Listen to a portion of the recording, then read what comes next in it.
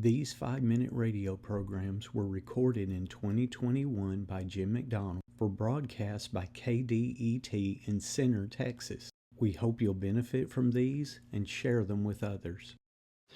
One of the 12 apostles whom Jesus had chosen was a man named Philip.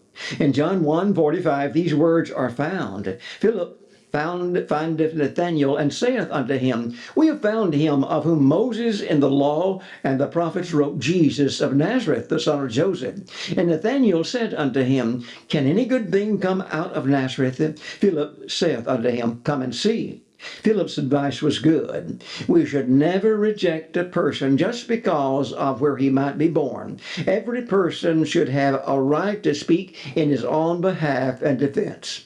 Moses had written of one to come. Moses wrote these words regarding a future coming one. Jehovah thy God will raise up unto thee a prophet from the midst of thee, of thy brethren, like unto me. Unto him ye shall hearken. Deuteronomy 18:15. Moses was a blessing to his nation. He led them from bondage, and through him God gave the law. But while Moses was a blessing to his nation, he was not the one God promised through Abraham. For he had told Abraham, In thy seed shall all the families of the earth be blessed, and that one was to be from the tribe of Judah, not of Levi, as Moses was. Nathanael was told by Philip that Jesus of Nazareth was the one Moses and other prophets had written of. What was the blessing he was who of the seed of Abraham should provide for all nations? God has told us.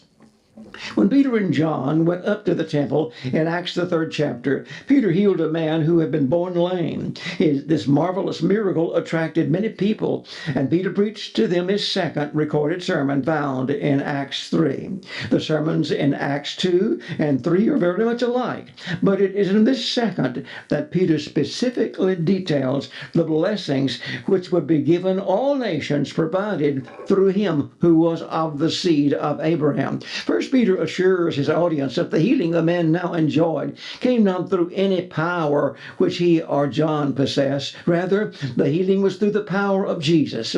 Peter reminded his listeners that the Jewish nation had rejected Jesus and asked for a murderer to be released to them, and that they had killed the Prince of Life. Despite this, God had raised him up, and Jesus was responsible for the perfect soundness the lame man had received. Peter told them that although they had killed the Christ through ignorance, and what they did was a grievous sin of which they must repent.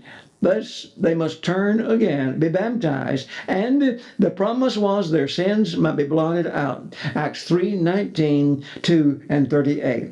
Peter then reminded them of Moses' words that God would raise up a prophet like him to whom they must listen. Peter said, And it shall be that every soul that hearkeneth not to the voice of that prophet shall be utterly destroyed from among the people. Acts 3:23. Then Peter said, You are the sons of the prophets, and of the covenant which God made with your father, saying unto Abraham, And in thy seed shall all the families of the earth be blessed. Acts 3:25.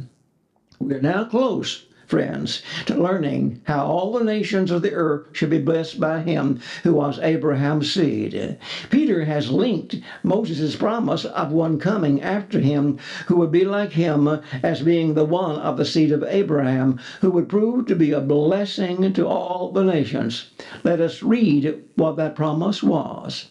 Unto you, first God, having raised up his servant, sent him to bless you, in turning away every one of you from your iniquities. Acts 3:22. There, my friends, is identified the blessing that he who is of the seed of Abraham would bring to all nations: salvation, forgiveness of sins. But what assurance did God give us that Jesus was that one? Study with us tomorrow to learn the answer to that question.